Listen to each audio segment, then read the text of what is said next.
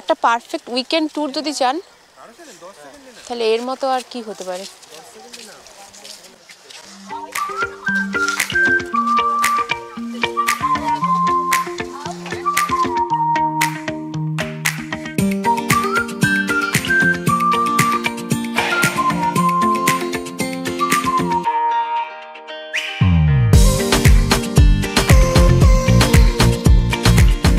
আজ আমরা যাচ্ছি কেওনঝড়। কলকাতা থেকে ট্রেনে মাত্র 5 ঘন্টার দূরত্বে আমরা পৌঁছে গেছি আমাদের পাশের রাজ্য উড়িষ্যাতে। এখন মানুষের অনেক দিনের ছুটি পাওয়া যেমন সম্ভব হয় না, তেমনি আমাদের মতো এই যে মধ্যবিত্ত ফ্যামিলি থেকে হঠাৎ অনেক টাকা খরচ করাও সম্ভব হয় না। তাই মাত্র 4000 টাকা মাথা পিছু খরচা করে আমরা দেখতে পাবো জঙ্গল, ঝর্ণা, পাহাড় সব কিছু একসাথে। Good morning from Keonjhar. আমরা আজকে কেওনঝড় এসেছি, সকালবেলা পৌঁছেছি। অ্যাকচুয়ালি আমাদের 4টের সময় পৌঁছানোর কথা ছিল, ভোর 4টে। সেটা ট্রেনটা এখন লেট হয়েছে, আর লেট হওয়ার কারণে আমরা এখন এসে পৌঁছেছি, কোনো ব্যাপার না। আর আমাদের বাইরে গাড়ি দাঁড়িয়ে থাকবে ট্রাভেলার, আমরা যেটা অলরেডি আগে থেকে বুক করেছি। আর এবারে আমাদের একটা বড় গ্রুপ আছে, অ্যাকচুয়ালি টোটাল 25 থেকে 28 জনের গ্রুপ আছে। সবাই মিলে যাচ্ছি, আর অনেক বাচ্চা আছে সেই গ্রুপে। এটা আমাদের উইকেন্ড ট্রিপ, শর্ট ট্রিপ। চলো শর্ট ট্রিপে কেমন ভাবে কেওনঝড় ঘুরবো সেটা তোমাদের সাথে শেয়ার করব। আমাদের এই 3 দিনের জার্নি কেয়া ট্রাভেলসের সাথে করেছি। এরা আমাদের ডিটেনশন ফি নিচ্ছে 17,000 টাকা, আর কিলোমিটার পিছু নিচ্ছে 17 টাকা। আমাদের যেহেতু 28 জনের টিম, তাই আমরা বড় ট্রাভেলার করেছি। আপনারা চাইলে ছোট ট্রাভেলার করতে পারেন বা ছোট গাড়িও করতে পারেন, 4 জন সিট বা 6 জনের সিটে। এতে আপনাদের অনেক টাকা কম পড়বে। কেওনঝড়ে এই 2 রাত থাকার জন্য আমরা ওটিডিসি পান্থনিবাস বুক করে রেখেছি প্রায় 3 মাস আগে থেকে। জাজপুর স্টেশন থেকে এই ওটিডিসির দূরত্ব 117 কিলোমিটার, সময় লাগে প্রায় 2.5 ঘন্টার মতো। ফাইনালি ব্রেকফাস্ট করতে আমরা নেমেছি। এখানে গণেশ সুইটস বলে সামনে অ্যাকচুয়ালি জঙ্গল চলে আসবে, তো শহরে এই লাস্ট বলছে এখানে খেয়ে নিলে বেটার হয়। তো ব্রেকফাস্ট কিছু করে নিচ্ছি আমরা, দেখা যাক কি আছে ব্রেকফাস্ট।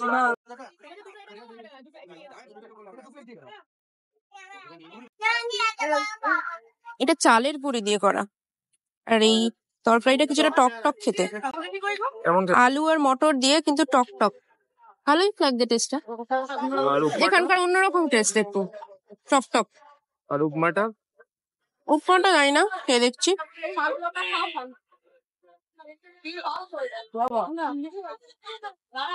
মোটামুটি খুব একটা আমার টেস্ট না, কিন্তু ভালো লাগছে।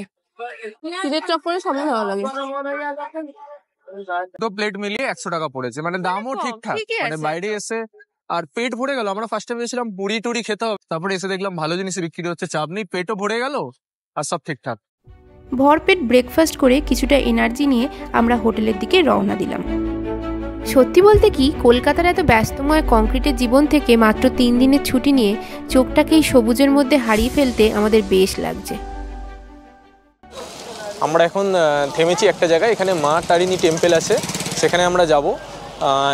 এইখানে গিয়ে আমাদের গাড়িটা এখানেই থেমেছে, এটা দেখার পর তারপরেই আমরা ওটিডিসিতে যাব। তো যেহেতু অলরেডি আমাদের লেট অনেকটা, সেজন্য কিছুটা কভার করতে করতে যাওয়া। হ্যাঁ, যেহেতু লেট, ওই জন্য একটা অ্যাটলিস্ট দেখে এখান থেকে যাচ্ছি, যেহেতু রাস্তায় পড়ছে সেই জন্য। মা তারিণী মন্দির তৈরি হয়েছিল 1980 সালে। এখানকার স্থানীয় মানুষদের মুখে শোনা যায়, কেন্দুঝড়ের রাজা যখন পুরী থেকে মা তারিণীকে কেন্দুঝড়ে আনতে চেয়েছিলেন, তখন তিনি শর্ত দিয়েছিলেন যাওয়ার পথে পেছন ফিরে তাকানো যাবে না। গভীর অরণ্যের আওয়াজে রাজা মায়ের অলঙ্কারের আওয়াজ শুনতে না পেয়ে কৌতূহলবশত পেছন দিকে ফিরে তাকায়, কিন্তু মা তারিণী তাকে অনুসরণ করছিলেন।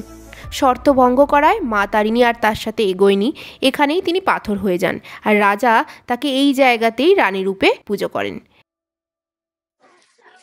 এই মন্দিরের পেছনে আর একটা কথা শোনা যায়, রাবণ যখন সীতাকে হরণ করে নিয়ে গেছিলেন, তখন রাম মা দুর্গার পূজা করেছিলেন।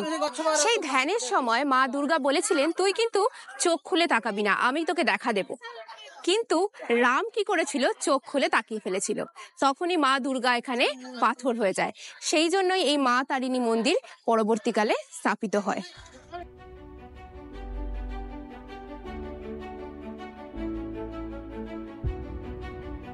ন্যাশনাল হাইওয়েতে যেতে যেতেই আমাদের ওটিডিসি পান্থনিবাসে দেখা মিলল। চারিদিকে দেখছি অজানা পাহাড় আর জঙ্গলে ঘেরা হচ্ছে এই ওটিডিসি।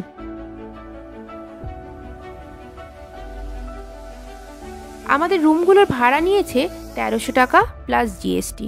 রিসেপশানে ঢুকেই তাড়াতাড়ি যে যার রুম নিয়ে চলে যাচ্ছি ফ্রেশ হতে।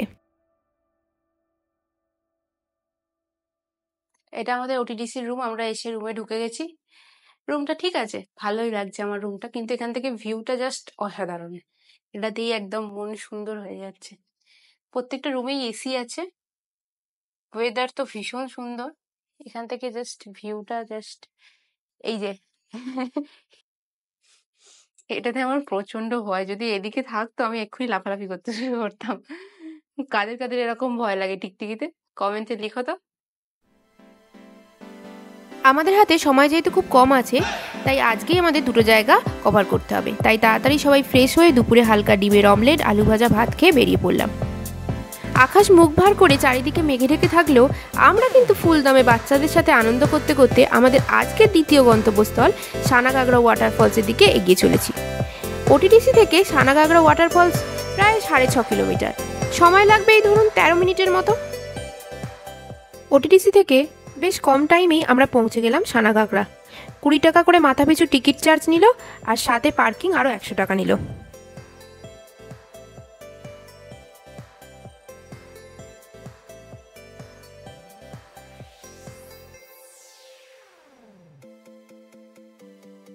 পাশেই রয়েছে একটা ছোট পার্ক, আর আশপাশটা পুরো পাহাড় দিয়ে ঘেরা।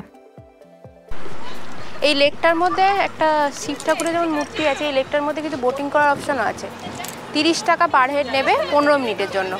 ভালোই লাগছে, বাট বোটিং এর থেকে এই সৌন্দর্যটা দেখ আর একটু বেশি আমাদের ভালো লেগেছে। বোটিং আমরা করিনি, বাট আপনারা চাইলে এসে করতেই পারেন।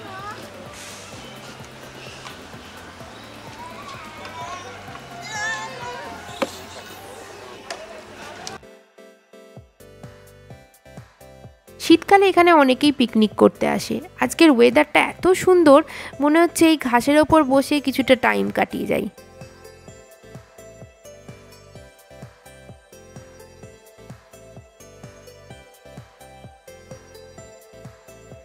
সামনের এই রাস্তাটা ধরে এগোলে আমরা মনে হচ্ছে ওয়াটারফলসের দেখা পাবো।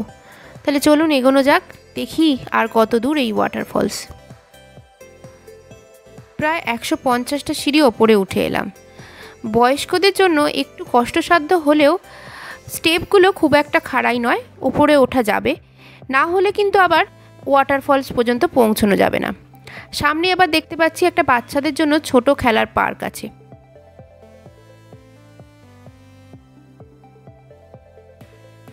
উপরে উঠে আসার পর ওয়াটারফলসের জলের আওয়াজ কিন্তু আরও বেশি করে কানে আসছে। সামনে আরও প্রায় 50-60টা সিঁড়ি নিচে নামলে আমরা মনে হচ্ছে একদম সানাঘাগরা ওয়াটারফলসের কাছে চলে যেতে পারবো।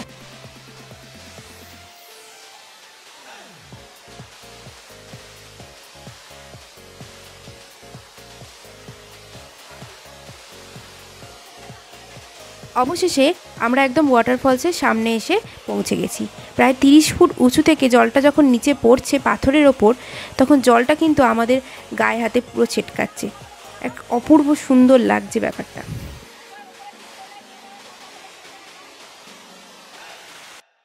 বর্ষাকাল বলে মারাত্মক স্রোত এই জলের, এত সাংঘাতিক ওয়াটারফল হয়তো আমি আগে কোনোদিন দেখিনি, এত স্পিডে যাচ্ছে।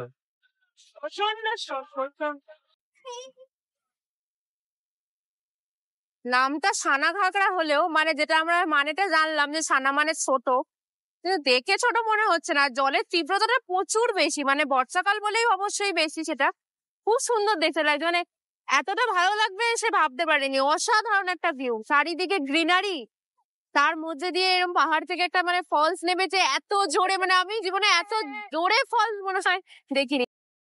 ভিউ পয়েন্ট থেকে দাঁড়িয়ে দাঁড়িয়ে ওয়াটারফলস দেখতে দেখতে বাচ্চাদের সাথে কোথাও যেন আমরাও হারিয়ে যাচ্ছি। কিছু ছবি ক্যামেরাবন্দি করে ওয়াটারফলসের জল কিছুটা গায়ে মেখে আমরা আবার এগিয়ে চললাম 3 নম্বর গন্তব্যস্থলের দিকে।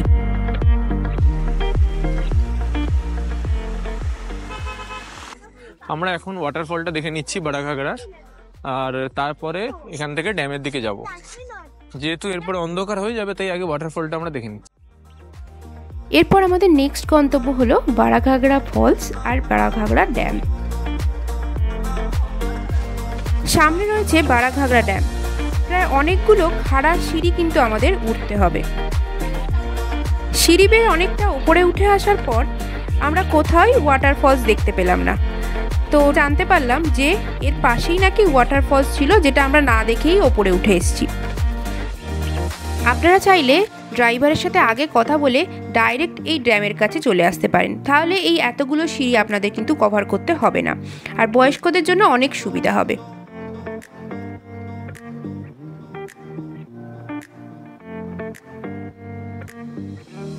পরে উঠে এসে ঘাগড়া ড্যামের এই সৌন্দর্য দেখে আমি তো বাকরুদ্ধ হয়ে গেছি।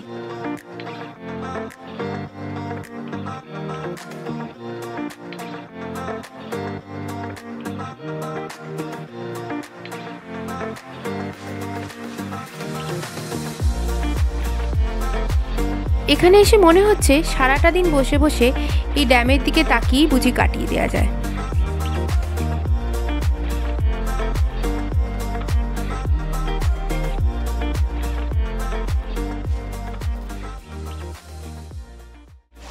আমরা এখন বারাঘাগড়া ড্যামটায় আছি। ভীষণ সুন্দর জায়গাটা, আর ওয়েদারটা তো আরও সুন্দর করে দিয়েছে জায়গাটাকে।